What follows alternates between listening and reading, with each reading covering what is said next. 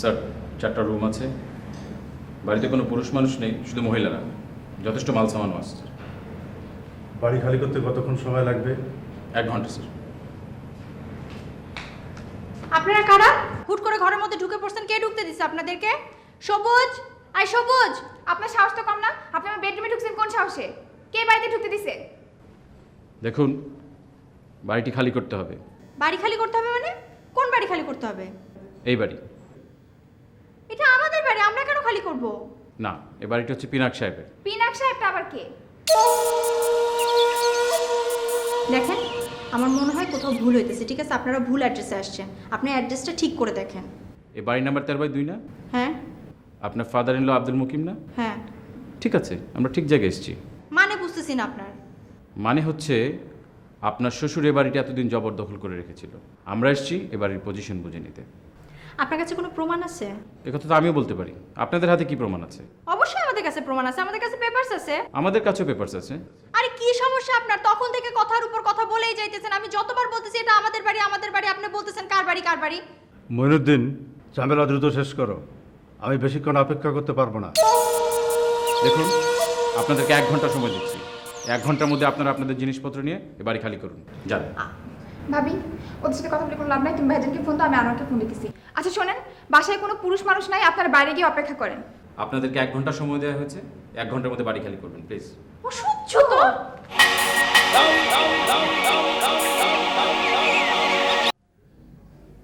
হ্যাঁ, কই তুমি? তাতে বাসায় চলে আসো। আরে বিরাট কাণ্ড ঘটে গেছে। কোত্থেকে উটকার লোকজন ঘরের মধ্যে ঢুকে পড়ছে। ওরা কি বলে জানো? এই বাসাটা নাকি ওদের। শুধু এটাই না, 1 ঘন্টার মধ্যে বাসা খালি করে দিতে বলতেছে।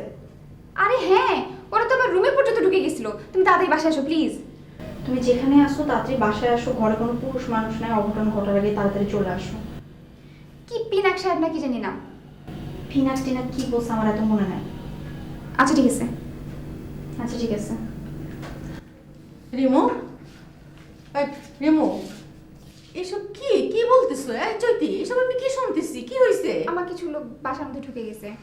বাসার মধ্যে ঢুকে গেছে মানে? মা, বাসার মধ্যে ঢুকছে, আমরা চিনি না। ওরা এখন ক্লেম করতেছে এই বাসাটা নাকি তাদের কাগজপত্র নিয়ে আসছে।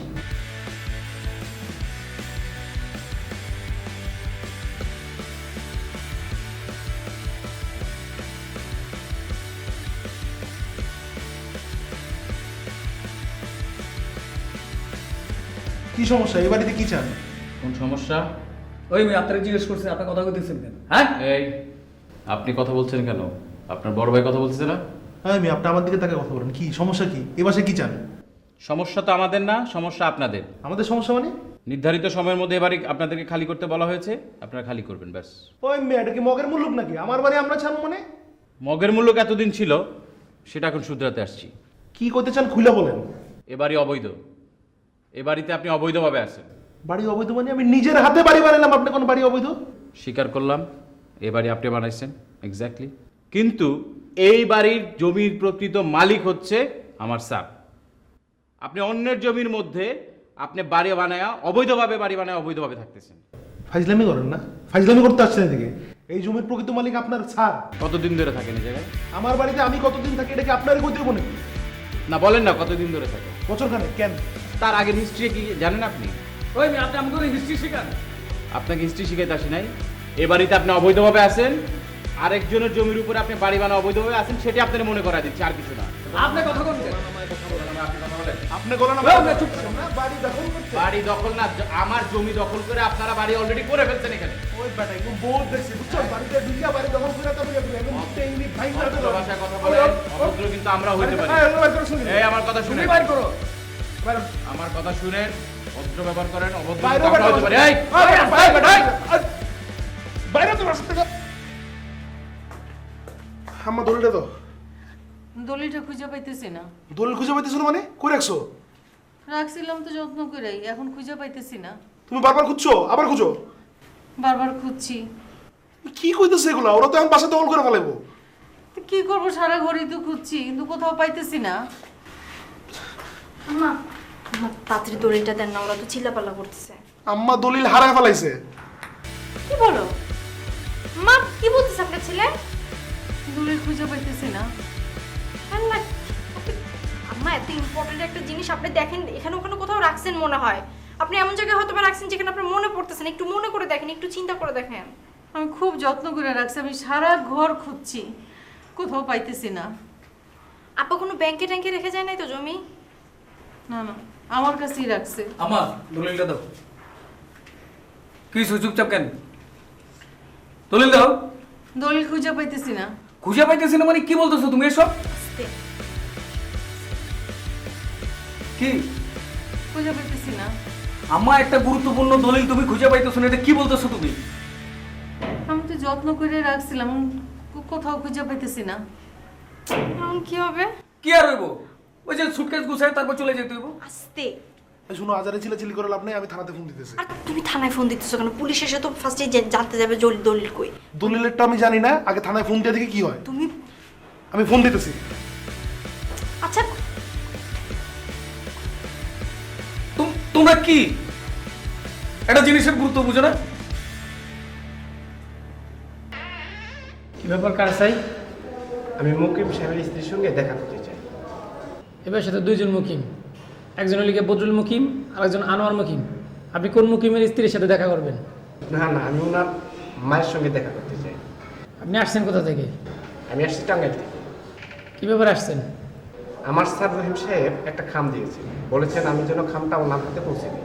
আচ্ছা ঠিক আছে, আপনি আমার কাছে খামটা দেন, আমি খালামার কাছে দিয়ে দিই। না না, স্যার বলেছেন আমি যেন নিজের হাতে খামটা ওনার হাতে পৌঁছে দিয়ে আসি। আচ্ছা আসেন। কি সাম্মা? দরজাটা বন্ধ করে আয়। যা।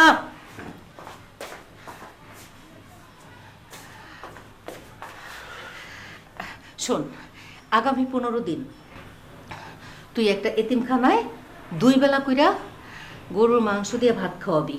কেন? আমি মানত করছি কিসের মানত? যে এই ঝামেলা যদি মিটা যায় তাইলে 15 দিন এতিমখানায় খাবার দেব। ঝামেলা কি মিটছে নাকি আম্মা? কি কইতেছো তুমি এগুলা? মিশছে দলিল পাওয়া গেছে। হ্যাঁ, দলিল পাইছো? দলিল পাওয়া গেছে। কোথায় পাইছো? তোর বাবার এক পুরনো কর্মচারী রহিম মিয়া দলিল দেয়া গেছে। রহিম মিয়ার কাছে দলিল গেল কেমনে? আরে তোর বাবা এক কপি তার কাছে রাখছিল। এই যে প্রত্যেকদিন এই আমাদের নিয়ে যে লেখালেখি হইতেছে বাড়িঘর নিয়ে, উনি এইটা প্রত্যেকদিন পড়ছে পেপারে, পইরা আজকে এসে দলিল দেয়া গেছে। দাও তো দেখি দলিলটা।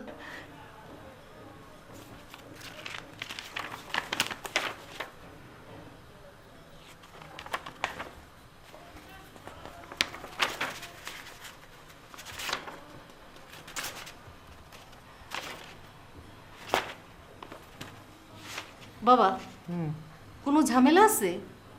কোনো ঝামেলা নেই আম্মা, সব ঠিক আছে। এই দলিল আরো আগে পাওয়া উচিত ছিল আম্মা। আরো আগে পাওয়া উচিত ছিল।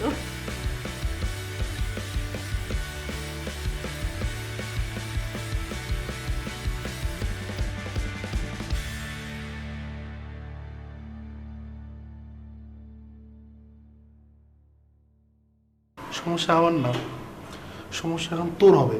তুমি কি আমার কোনোদিন কোনো সমস্যা করতে পারছো না? পারবা? এখন পারবো। ঘন্টা, বুঝছোস? তুই হইতেছিস গে বিলাই, আর আমার হাতে আছে ঘন্টা। আমি এখন টুপ করে তোর গলায় ঘন্টা পরাই দেবো। কি বিলাই, কি ঘন্টা, কি? আর তারা না, তো অস্থির হইতেছিস কেন? কি রে? পর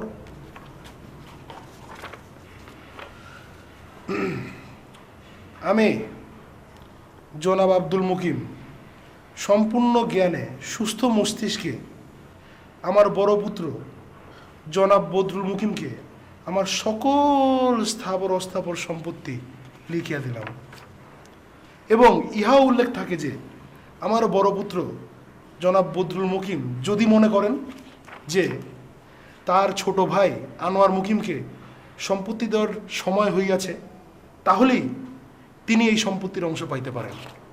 এবং ইহাও উল্লেখ থাকে যে তার ছোট ভাই আনোয়ার মুকিম সম্পত্তির অংশ না পাইলেও তার সন্তান সন্তানাদি এই সম্পত্তি থেকে প্রাপ্য অংশ পাইবে।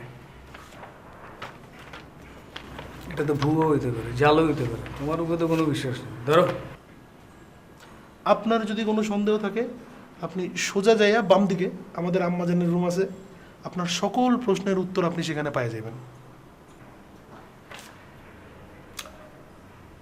আর আমার মনে হয় এত কিছুর পরে আপনার এই বাসায় থাকাটা আর ঠিক মানায় না, তাই না?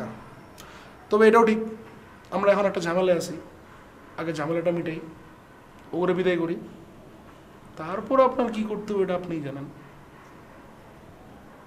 আম্মা